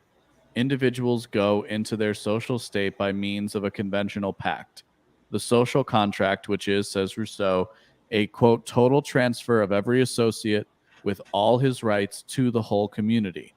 From that derive wow. necessary... No, stop right there. No, stop right there. By the way, let's just go to the, basically to the end of, let's go to the end of the democratic ideology before we cut it off. But, wow, right there. What a statement to say. That we go from the individual king to you're transferring everything and you're basically a slave. That it's like there's such a fucked up ideology of Rousseau, as you mentioned. By the way, as you mentioned last time, Rousseau was the guy who abandoned his children because he was abandoned himself as a child. So when you have that abandonment, that is not the natural order. This is going to fuck a kid up. Single parenthood is not the natural order. This is that. This is going to. Yep. This is going to be that you can tell right just from looking at it that this does not have the form of the natural order. Something's gone horribly wrong here, and this is what needs to be correct. This is going to need to be corrected, and you need to treat this with some suspicion that this thing is not natural. This is the sneaky way in which they convince you. Or not you per se. Yeah. This is the sneaky way, and the sneaky way in which they can convince the population writ large to engage with their ideology and to follow their ideology, and for those people in turn to believe that they are enacting their own individual sovereignty, right? Because it is at one time, it is in both senses. It is both. I have all the power, but I have all the power because I have the community with me, and and why do I have the community with me? Because the community must exist, and everybody must surrender their rights to the community, right? Yeah. That is effectively the organizer, right? The activist archetype. That's what these people run around doing, and why I can't stand them. Generally speaking. And you see, like right here, the individual king. Well, that's not the natural order. This is what the natural order looks like. Is a trifold 3-6-9 structure, and it is a structure of mutual incentives and mutual benefits and mutual obligations that are always mutually beneficial and have a real proof of work with them. Again, this is why we need cryptocurrency. We need a real proof of work system.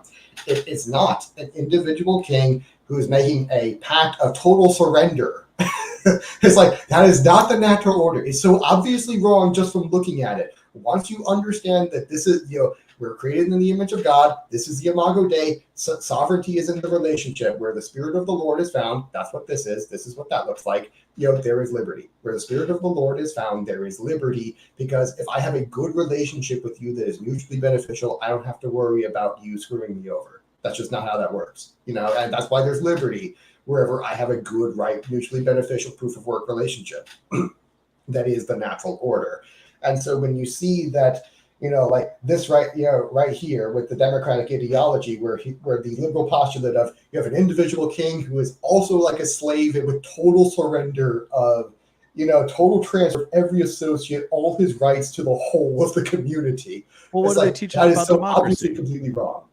Yeah. Right. It's like, okay, so we have this creation of individual, and then again, I'm just going to really pitch I want people to go and listen to that part where I was trying to break down individualism and collectivism historically, because I think it's really important, and it clears up a lot of easy mistakes even a smart person can make when we're talking about these things. But like the modern introduction of the idea of individual sovereignty, right, is like, it's like, so basically everybody's sovereign, but then the government's in charge. And it's like, well, why is the government in charge if everybody is sovereign? Right. Exactly. So it's like, well, we just want you to think that everybody is sovereign. And that's the idea that we operate under. When in effect, we understand, especially those of us who have been studying politics from right, basically. Right. But yeah, people have been studying politics. We understand is like they're also lying. Like a good measure of it is just a matter of lying. Mm-hmm. It's just a matter of consensus building. Whether you believe in the lie. Like, you know, why do Pentecostals, why do like some Pentecostal churches do the whole like speaking in tongues or carrying snakes and things like that? It's like, well, it's you know, is everybody telling the truth? Is everybody actually having a divine experience in that moment?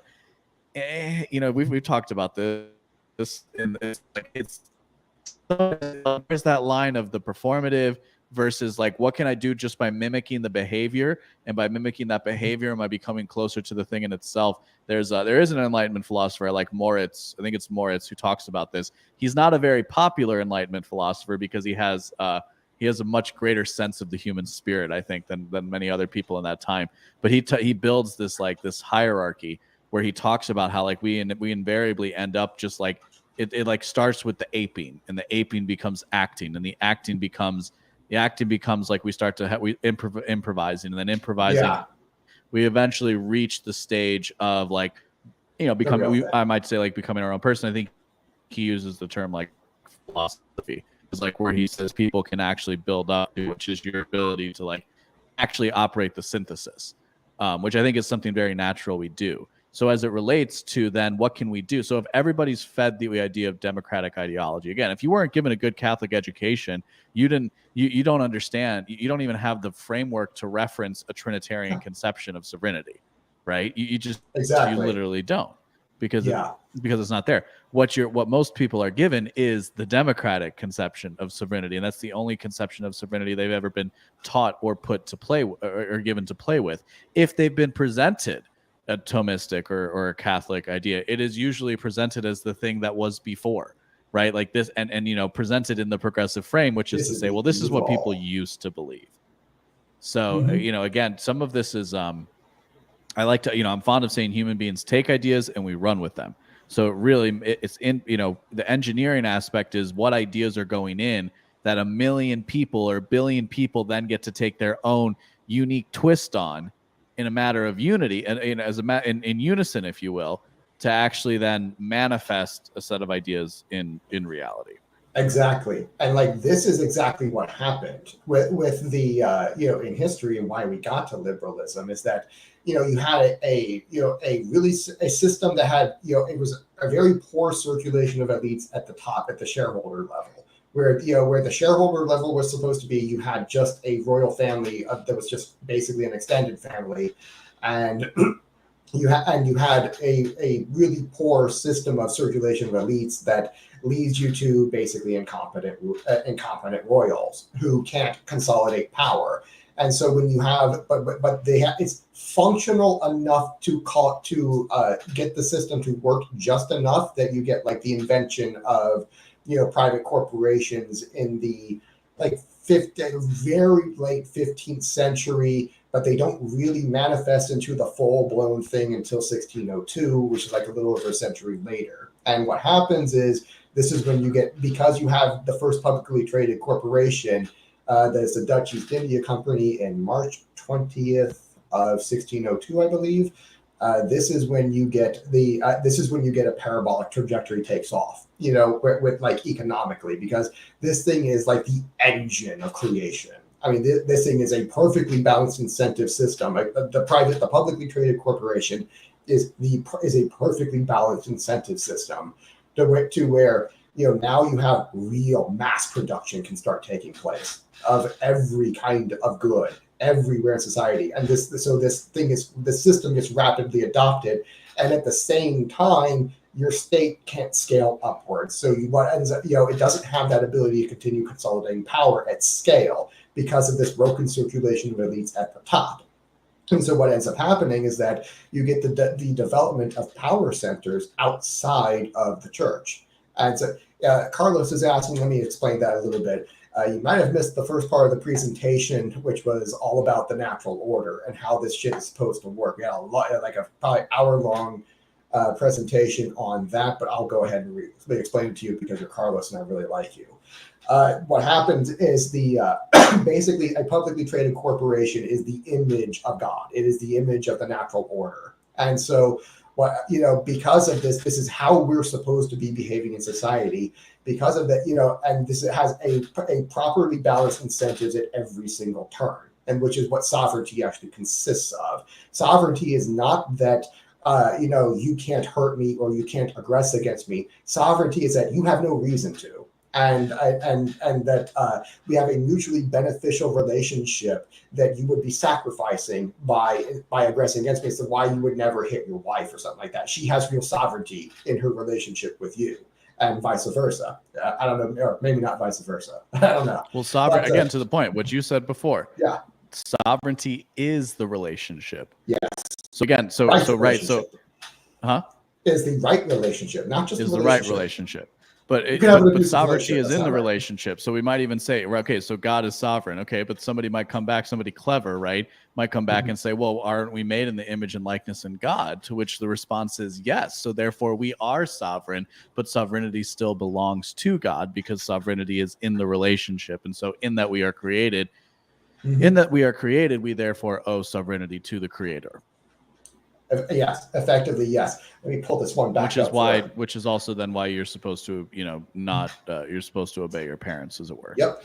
Carlos, you can take one look at this image and apply it to human relationships. Where you imagine like you have like a father and mother and child, and then you have basically your uncles, your primos, and your abuela and abuelo. And basically, imagine this is like your 3 layers of family with your grandparents layer, your parents layer, and the grandkids layer. And where it's a 3-6-9 structure. This is what actual sovereignty consists of in human terms, because each of these have a right relationship with the other, ideally, and they're not all assholes, and each of them is a good person in and of themselves. And they have mutually beneficial and self-reinforcing incentive structures of both responsibility and rights that triple six mafia, exactly. Exactly. but hey, we also said the point. We also said the point before. Look at another, because you might say like, well, what are you talking about? It's like, what about when somebody's super controlling? Blah blah blah. What is that? Well, it's like, well, that's not actually. There's no trinity there. If you have an abusive relationship, that's one person dominating all. That's what that actually is. Except if maybe this kid's a real shithead and he really does need to be controlled, like he's a drug addict or something, and his parents want to force him to go to rehab. That's actually quite appropriate. But that's a matter of perspective. So it's so it's qualitatively different than the general question of what does the abusive archetype do. Whereas in your example, it's actually still living up to the Trinity because people are fulfilling the obligations on at least one side of it. Yes, and so that's where force would act. The Trinity is not necessarily, but this Trinitarian structure is not necessarily opposed to force, but it has its place. It does exist for a good reason. It's when something's gone wrong, when you have chaos, you apply force to it to restore order, and this is what order looks like. This is what order looks like, and so that's archotropism right there. This is the natural basis for archotropism. It's a natural order. And how it's supposed to work is why we get there. And so, when we're explaining the natural order here of how things are supposed to work, this is why you get like something like a publicly traded system is a dynamo for creation. And this is why, when you have something like this that just takes off like a jet and makes the economic production go parabolic, and because you have a state at the same time that has high scalability problems at the shareholder level, because think about a corporation is a basically the royal family, the old monarchs of old, your royals were basically your shareholder level in the corporation. They were also like managers in the at the same time, and they didn't have a good separation there. That was one element of chaos, is that these need to be separate, and we talked about that earlier. Why? Right. But you also have the customers at the lower level. But because of that, the real problems at that shareholder level, you can't scale, and there's no real entry into it. So when you get the when you get the power centers developing on the outside, because this state is not able to scale upwards with it, well, you're going to get a revolution and overthrow, because kind of like what happened with the Carolingians and the Merovingians, where the Carolingians are kind of the ones running the show, even though they're the prime ministers, and the Merovingians are kind of like shitheads who don't know it, who aren't they're not competent at all. And so they get overthrown because the power center has shifted, and they don't really have it anymore. They don't have that proof of work. This is again why we need crypto, proof of work at every layer. And so this is why you get the problem of revolution. This was why it wasn't that the monarchy system didn't work. It was that it worked far too well and for its own good, because it couldn't scale upward. And this is what caused the revolutions. It was this development of power centers outside of the state, and because a corporation, and by having a real separation of ownership and management, like you have in a publicly traded corporation, with a real entry of elites that is predicated on proof of work, this is what actually gives you a complete and balanced system of statecraft that is actually compliant and in accordance with the natural order, that works based on mutual benefit, rather than one person just physically dominating the other through force, through Kratos, rather than Arche. Arche is rule. We apply rules and order and mutual benefit. That is what the essence of Arche, of rulership, of ownership, and again, proof of work. These are these interlocking concepts that are all necessary to the natural order. And so when you don't have that, that's when you get liberalism and revolution. And we talked about that all at the beginning in great detail. So let's continue with, let's just actually read that first sentence again. Sprung from the liberal postulate of the individual king, the democratic ideology is then built up logically. Individuals go into their social state by means of a conventional pact. The social contract, which is, says Rousseau, a total transfer of every associate with all of his rights to the entire whole community. So much for individual king. And from that they derive one, the necessary popular sovereignty. People are necessarily sovereign. They have the power only from themselves, and they keep it even after they have elected their governors. And as we've already shown, that's not true. That's simply false. I mean, it's a bullshit lie that the elites use just to control people. Excuse my French language for any actual Catholics listening. And they derive two, the illegitimacy of every regime that does not have as its basis the popular sovereignty, or that in which the governors assure them that they receive their power from God. See, it's not nearly enough to just say, "Oh, we've received our power from God," because kings have been doing that since like the beginning of time. That doesn't work. That's just in name only. They're receiving their power from God in name only. That's monocracy, not monarche. Monocracy, Kratos, means that just strength and brutality. One brutal ruler, dictatorship. That's what that is. And so that's not arche. That's not rule. That's not order.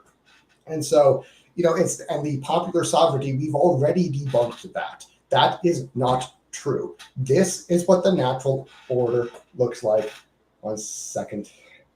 Right here, I keep bringing this up. This is what sovereignty looks like. This mutually beneficial trifold 3-6-9 relationship. Not just one, not just two, not really. 3 is like the floor. You can't. You need at least one of these. Trifold knots. And really you need quite a few of them. And in order to have real sovereignty. This is what sovereignty looks like. And the democracy, Kratos, that's dualism. That's right versus left, minority versus majority. This is dualism. That's two. That's only two. That's wrong. And and not only are they not in mutual benefit relationships with each other, they're in mutual conflict with each other. That's completely opposite, completely wrong. And so that's that is a completely error. This is not sovereignty. That is not true. And so, from this, social contract, they derive number 3. As a consequence of this, we have in practice the struggle for the universal establishment of democracy. Making the world safe for democracy. And really, what we need is a world safe from democracy. Because again, democracy means conflict, means perpetual civil war. It's dualism. It's left versus right. Yeah, and we both fight for dominance. Kratos, power, strength, brutality. That's what that means.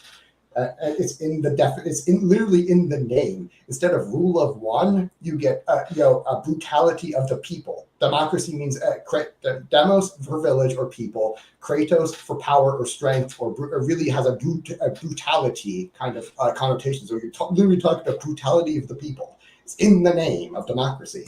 That's what it means literally. And you get the crusade of democracies against every regime that makes a reference to divine authority, which would be called then a sacral or absolutist regime. In this regard, the Treaty of Versailles in 1919, which suppressed the last truly Christian monarchies, was a liberal but precisely Masonic victory.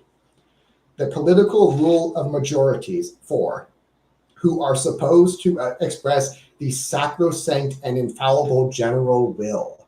And again, this is not correct. The sovereignty of the people, popular opinion is not sovereignty.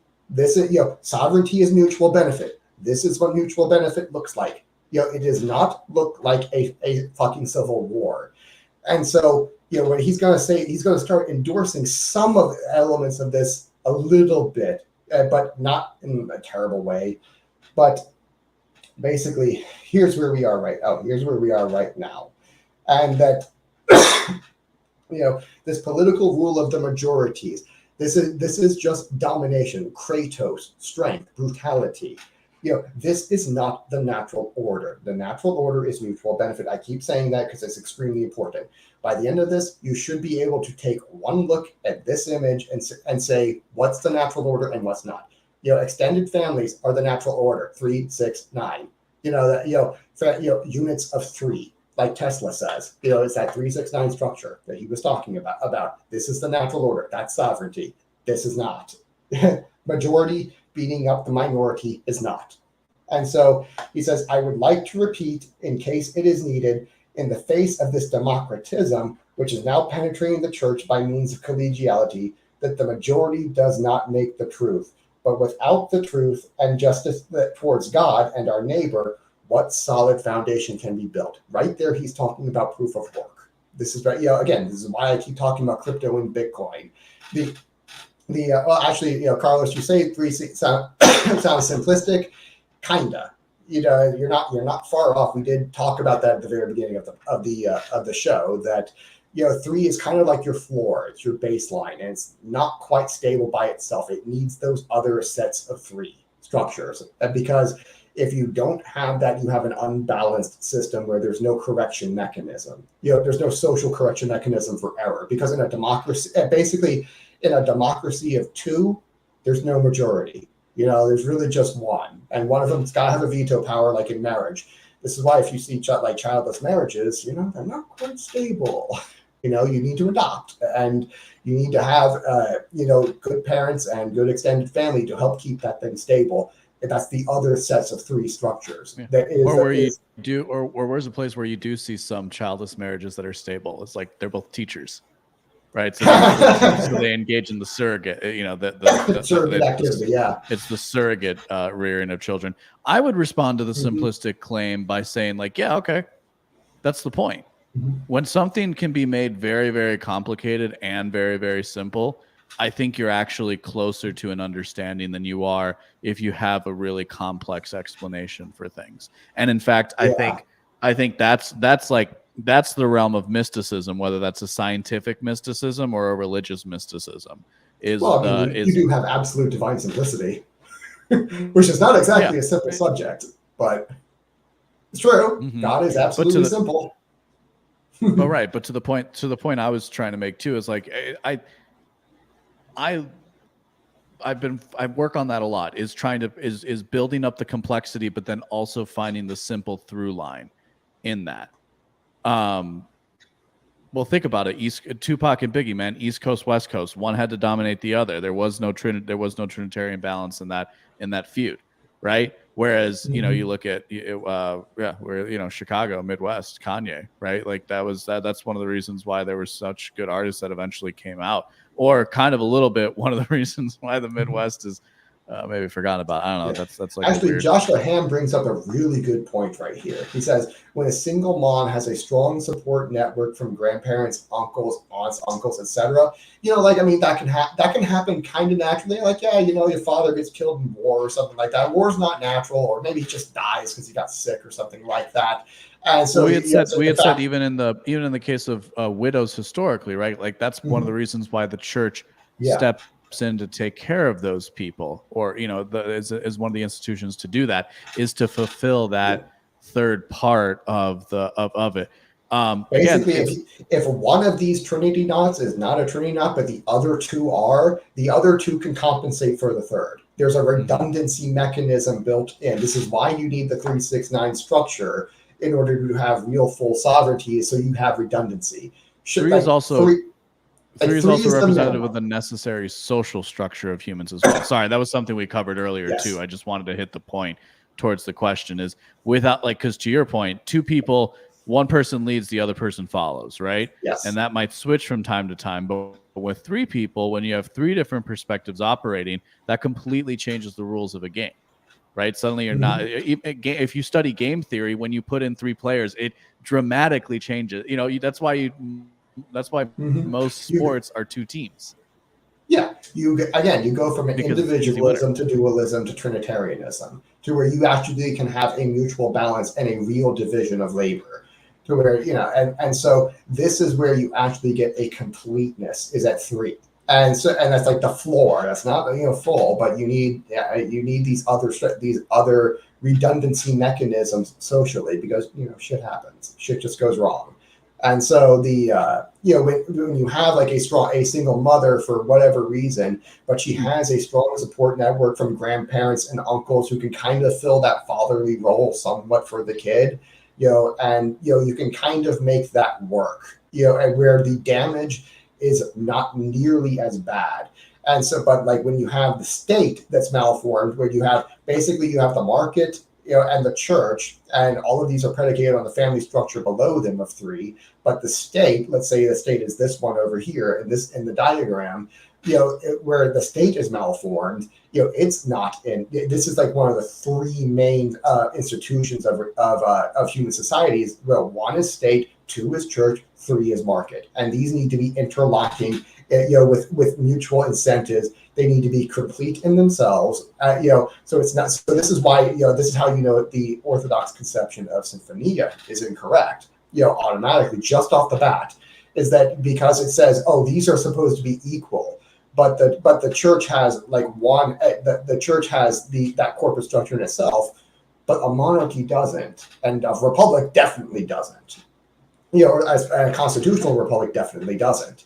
To where it's just three branches that fight with each other all day long. That's not the natural order. The cooperation and mutual benefit is the natural order. It's not just three. It's that mutual beneficial relationship. Sovereignty is in the relationship, not in the not simply in that number three. But three is with the minimum to have that kind of relationship. You can't have that relationship without three. Three is like numbers are abstractions, is what I would say. Exactly. And so in particular, like three is one way of representing the very complicated set of stuff that we've gone through, but that also, again, establishes the baseline for, again, literally society, literally existence. Because without that social structure, a lot of things proceed from the social structure. Correct.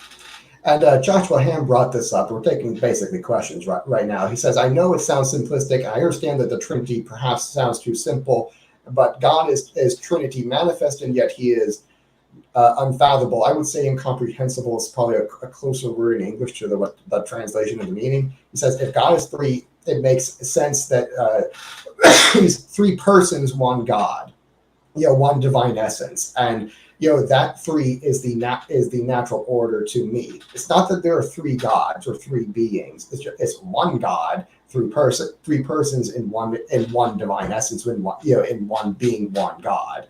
And and this is actually where we get geometry from, because you can have I explained kind of that in the last one in number 6 of why if you have an incorrect understanding of divine simplicity, that three persons, one God, it actually breaks geometry. And I won't get into that this time around because that's kind of math, but you actually necessarily need to have a a Trinitarian structure to even have geometry be correct. And so because you're messing with the nature of infinity. And so go ahead. No, I was gonna say, because this is something I don't know if this is gonna work, right? But I'm gonna try and share my screen. You tell me if you can put that up. Yeah, let me say. Because it's not showing anything. It says taken. No, that's what it's because I'm gonna. Okay, go ahead. Yeah, give me a sec. So this was something else we talked about last week in relation to that geometric understanding of things, and geometry is deductive, right? So it's not a matter of it's a matter of proof, and therefore we derive truth from said proof. If we have any two lines that are connected in any way, we can infer this third line every single time geometrically. So two, ontologically speaking, in a state of becoming, actually requires. Well, only if there is. We know we can actually say like we. Go ahead. Kind of, because let me bring up a kind of a counterpoint. I know what you're talking about, but let me show you what are called parallel planes. Parallel intersecting planes. Because I didn't quite bring it up last time, but here's kind of what let me find one. There's got to be one good example somewhere. Okay, because you can have parallel planes. Here we go.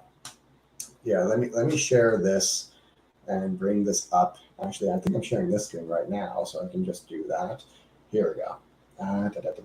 These right here are called parallel planes. And so you can have two lines. Basically, you have an x and y coordinate, right? Right here, where this one, this line that's intersecting two planes. But I'm not. Shoot, damn it! 1 second. Where? Oh, because I'm not sharing. That's why. Where? Okay, here it is. Oh, here we go. Okay, so share, and then share this one. Here we go. And so what you're seeing right here is an infinite line and two infinite lines over here. And because it's these planes right here are non-intersecting, this is what you get when you say the Father does not, or I should say the Holy Spirit does not proceed from also from the Son. And because what you're saying is that you have two infinite persons who are sharing one divine essence, but they have no causal relationship with each other. So in other words, what you would have to do with geometry then, to account for that discrepancy in the nature of infinity, is that you would have to say that, basically, you say you would have to say that the Son and the Holy Spirit are effectively the same person, that these are collapsed into each other because they have no generative relationship with each other.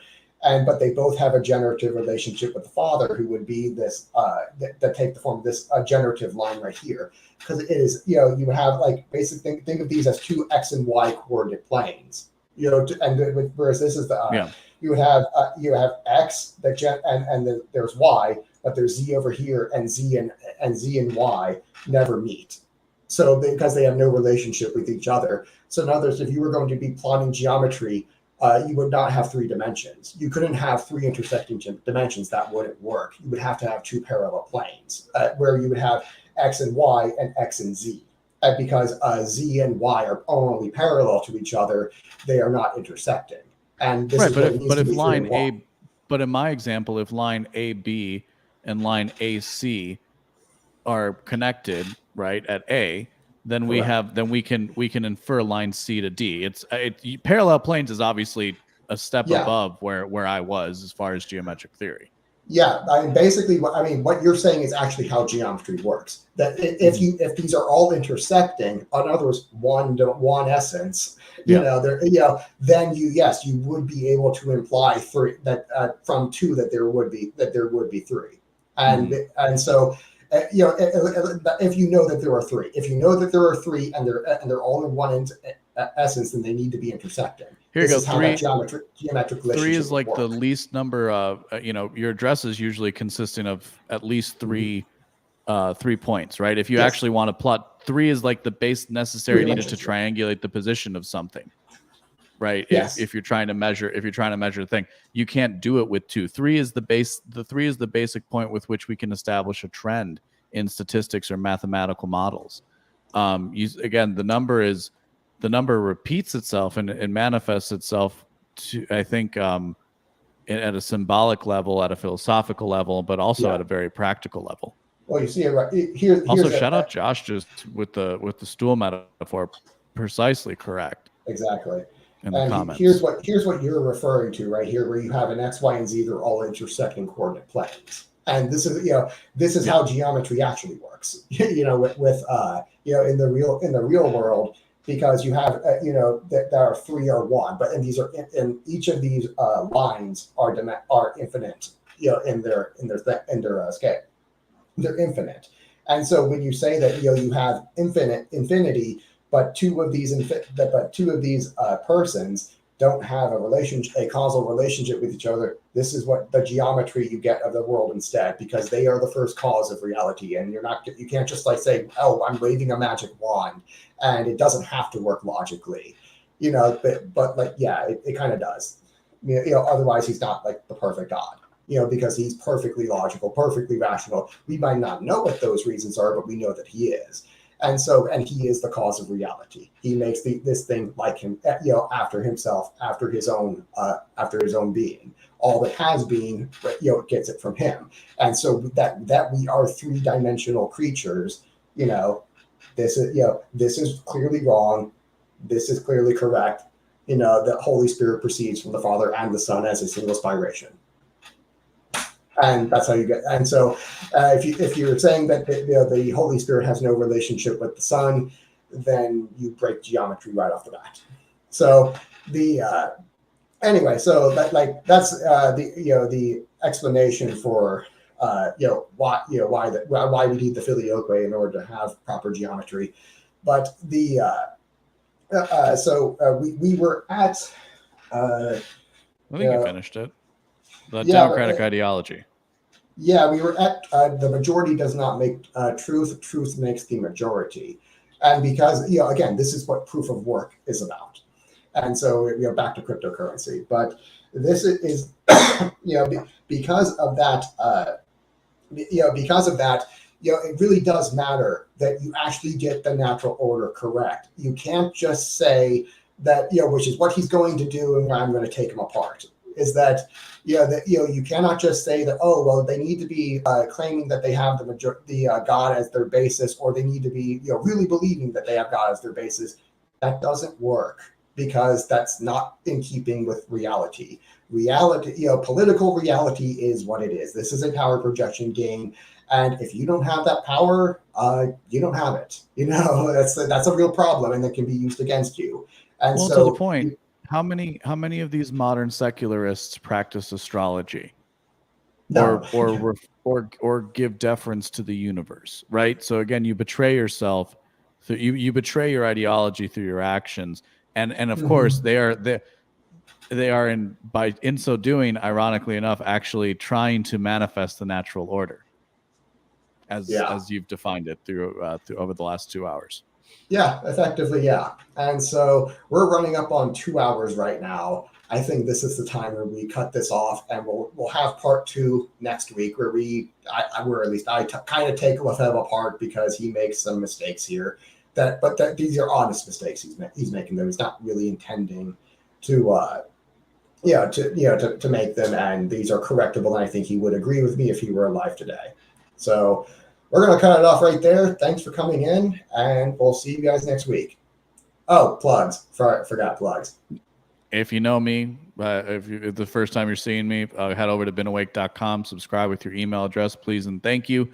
Take a look at the content I have there. Follow me on Twitter at the LB Muniz. And go follow me on Instagram too. I'm there as well. All right. Take care.